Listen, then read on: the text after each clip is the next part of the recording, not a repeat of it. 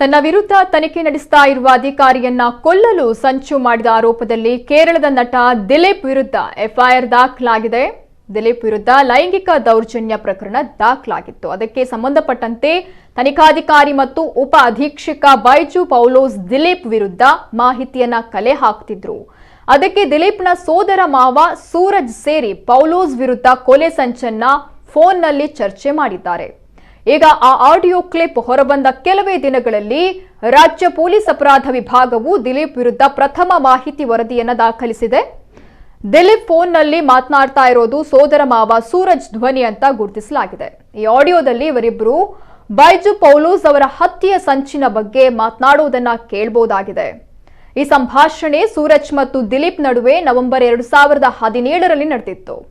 ಆದರೆ ಈಗ ಅದು ರಿಲೀಸ್ ಆಗಿದ್ದು ದಿಲೀಪ್ ಸೇರಿ 6 ಜನರ ವಿರುದ್ಧ ಎಫ್ಐಆರ್ ದಾಖಲಿಸಲಾಗಿದೆ. ಈ ಬೆಳವಣಿಗೆಗಳ ಹಿನ್ನೆಲೆ ಪ್ರಕರಣಕ್ಕೆ ಸಂಬಂಧಪಟ್ಟಂತೆ ಕೇರಳ ಸರ್ಕಾರ ಹೊಸ ತನಿಖಾ ತಂಡವನ್ನು ರಚಿಸಿದೆ.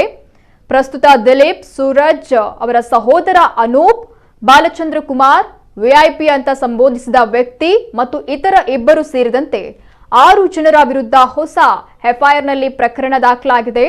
ಪ್ರಕರಣದಲ್ಲಿ ದಿಲೀಪ್ ಅವರನ್ನ ವಿಚಾರಣೆಗೆ ಒಳಪಡಿಸಲು ಕ್ರೈಂ ಬ್ರಾಂಚ್ ನೋಟಿಸ್ ನೀಡಲಿದ್ದು ಅವರನ್ನ ಮಂಗಳವಾರ ವಿಚಾರಣೆಗೆ ಕರೆತರಲಾಗುವುದಂತ ತಿಳಿಸಲಾಗಿದೆ.